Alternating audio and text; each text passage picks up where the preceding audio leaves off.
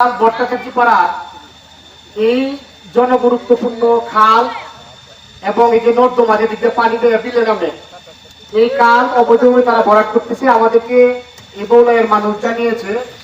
তখন এই রাস্তার মধ্যে হাঁটু সমান পানি, কারণ পানি ওই এলাকার সমস্ত পানি দিক থেকে বিলে নামে। পানি সঞ্চালনের যে লাইন টোটালটাই বন্ধ করে দেওয়া হয়েছে। এখানকার স্থানীয় মানুষ বারবার বলার পরেও সরকারি জায়গায় যে খাল, সরকারি জায়গায় যে নর্দমা, যে পানির যে ড্রেন, সেটা তারা যে যার মতো করে বন্ধ করে ইমারত বা বাড়িঘর নির্মাণ করতেছে। এই এলাকার মানুষ অনেক দিন যাবত এই দুর্ভোগের শিকার। বিশেষ করে বর্ষায় জলাবদ্ধতা একটা বিশাল বিষয়। এই জায়গাটা এবং এই যে খালের যে সরকার যে উদ্যোগ নিয়েছে খাল খননের, এই খাল খননের উদ্যোগের এই অংশটুকু অর্থাৎ বৌলাইয়ের এই মূল সতাল এই বট্টাচার্যপাড়ার যে খাল, রেকর্ডীয় খাল, এই খালটাকে পুনর্খননের মাধ্যমে এই এলাকার জলাবদ্ধতা এবং দুর্ভোগ লাঘবের জন্য কর্তৃপক্ষ উদ্যোগ গ্রহণ করবেন।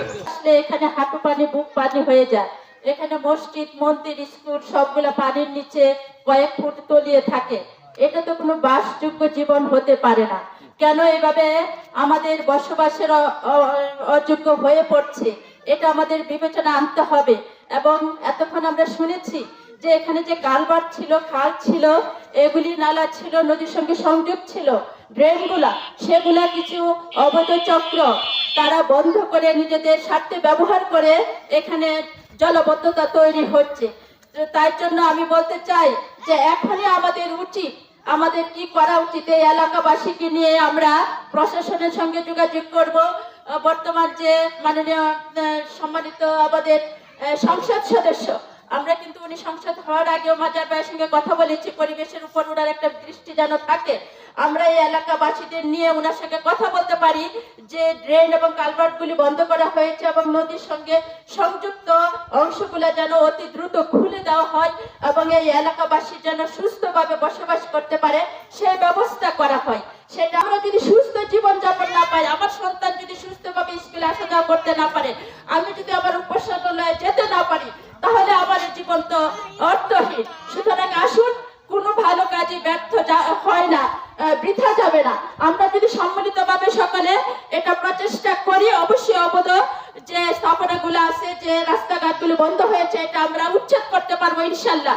দেখো আমরা বাড়ি ঘরে পানি উঠবে, পানি আমরা বাড়ি ঘরে আডু লাগাত থাকে, আমরা বাইরে হইতে আমার খুব অসুবিধা হওয়া, রাস্তাটা পর্যন্ত ডুবে যাচ্ছি। ঠিক আমরা তো এইবার চলাফেরা করছি।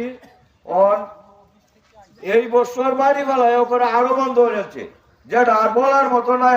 আর কি কই আমাদের কাছে এবার খুব অবস্থা আমরা খারাপ হইব। আমরা সরকারের কাছে আপনার খুব বড় জোরে আবেদন, আমরা এটা কলন চাই।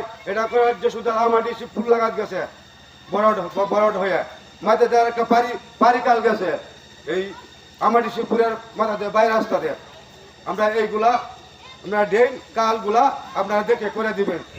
আবেদন আপনাদের কাছে বলতে চাই, মাননীয় জেলা প্রশাসকের কাছে বলতে চাই, মাননীয় বৌলা ইউনিয়ন সচিবের কাছে বলতে চাই, আমাদের 4টা কালভার্ট ড্রেন এটি খনন করে দেওয়ার জন্য